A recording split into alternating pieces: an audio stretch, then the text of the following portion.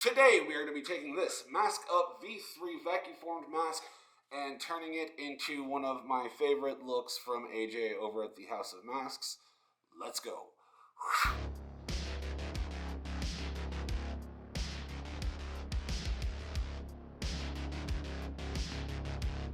Greetings everyone, my name is Nyte. This is the Night Shift, a place where we talk all things spooky.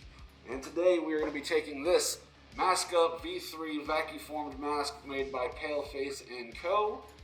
and turning it into something like this. I do enjoy the stark white, the bullet hole, and the blood. It just does it for me. Now, I was very hesitant on making this video because I don't want to mess this up. I also don't like taking original things and changing them into something else unless I have a backup. I don't have a backup.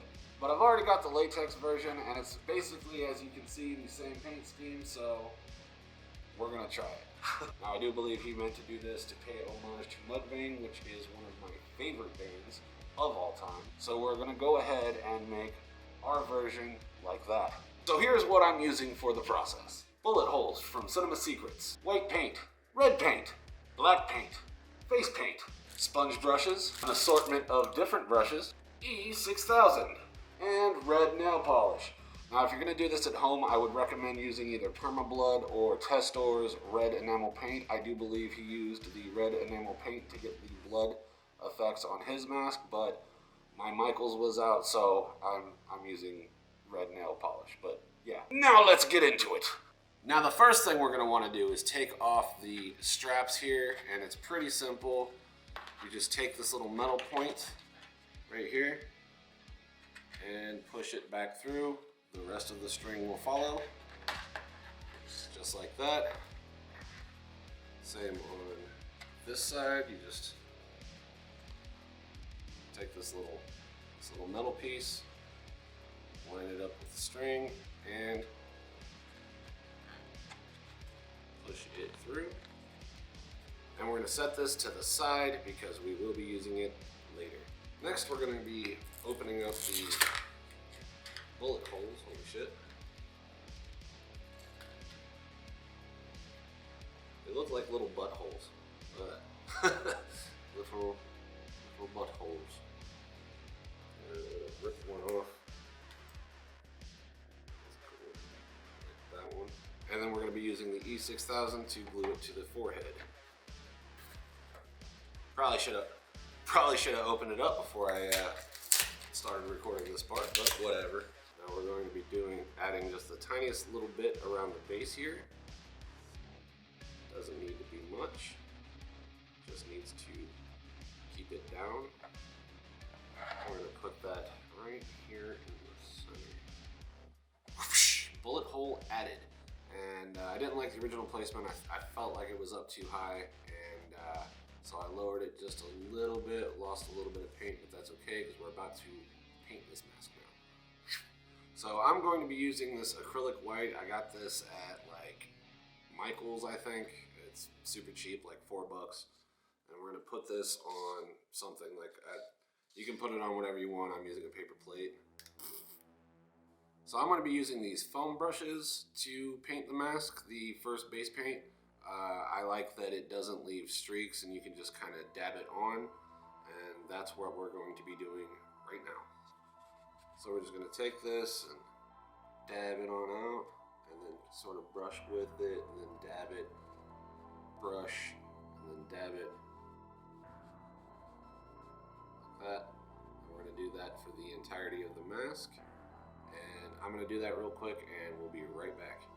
Alright, so now that that's nice and based out, we are going to add a little bit of black to the inside of the bullet hole, and we're going to bring up the mask up right here because we kind of washed it out with the white. And it would appear that I need more black paint. For this, I'm just using a small little brush so I can get into the details without getting it too smudgy.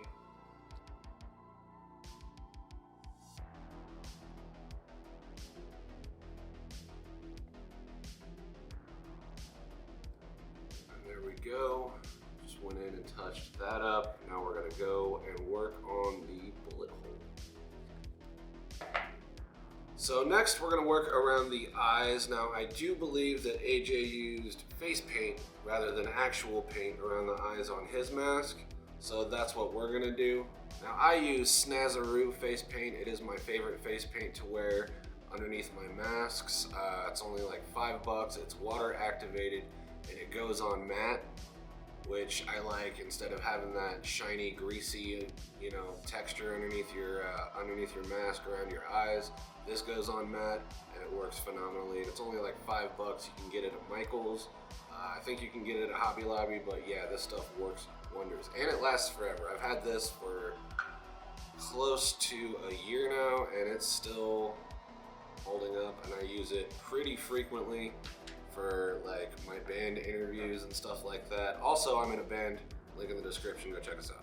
So like I said, this is water activated. All you have to do is get your hand up just a little bit wet and it should come off just like that. I'm just gonna smear it on there, just like that.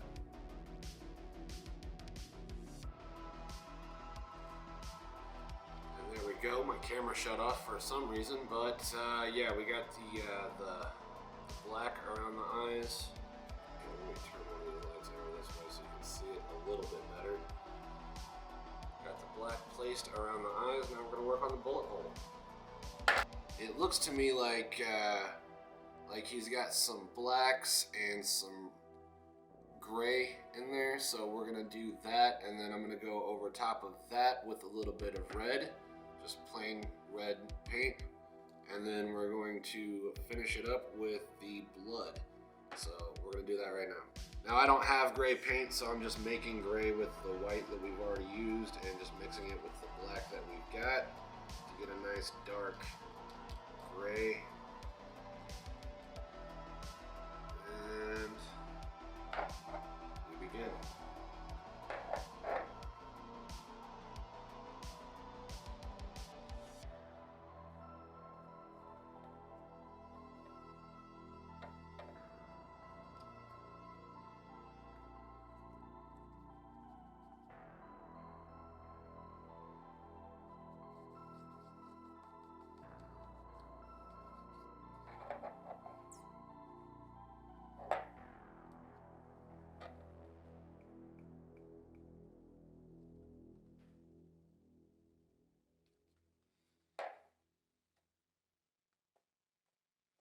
There we go. We're gonna let that dry and then come back in with the blood or red nail polish.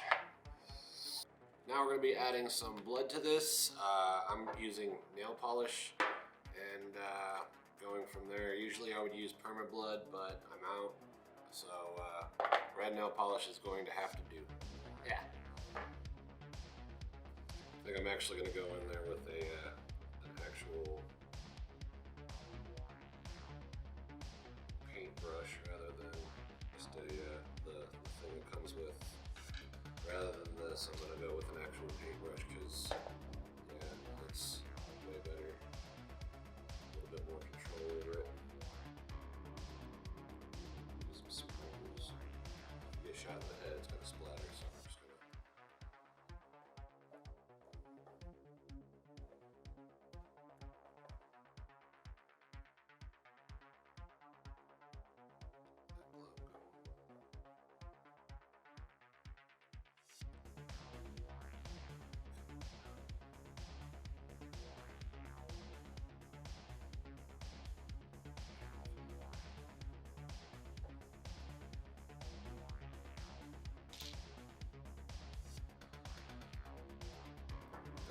Through the nostril itself, so that way it'll I won't risk messing up the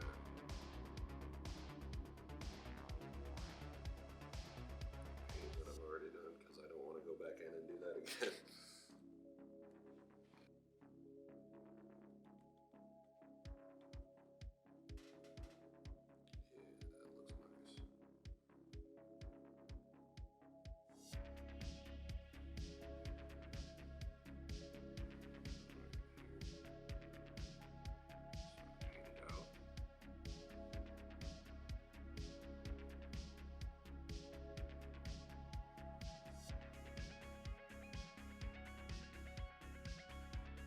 Alright, so I'm pretty satisfied with how this looks. I'm going to go ahead and call it done. I'm going to put in the straps and show you this under different lighting worn, and we're going to call it a video there.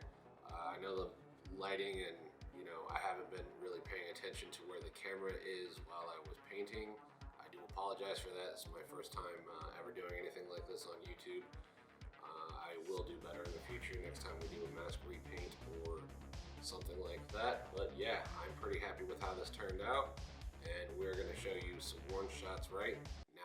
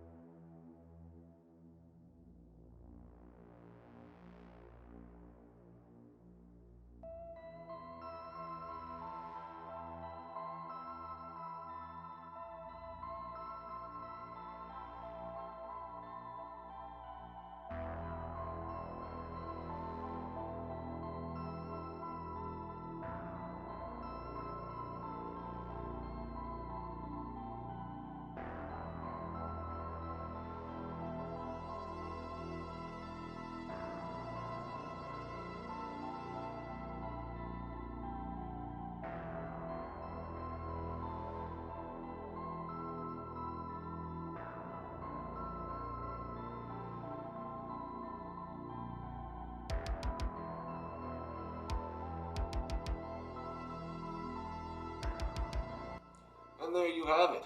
I'm super happy with how this turned out.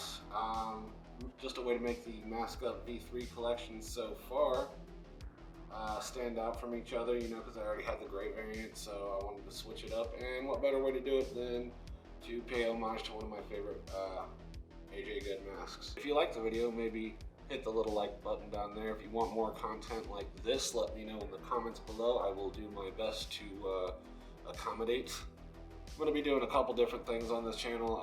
This is a channel for all things spooky. I'm constantly on the search to find more spooky things. It is my favorite. So I'll be playing some scary games on here every once in a while, maybe reacting to online horror content such as analog horror, a couple movie reviews, all in the effort to keep the spookiness rolling all year round. If that sounds like something you'd be interested in, maybe consider subscribing.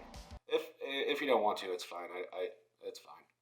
So that's just about going to do it for me. I hope you enjoyed the video, but until next time, my name is Nyte. This has been the Night Shift, and I will see you in the darkness. Goodbye, everyone.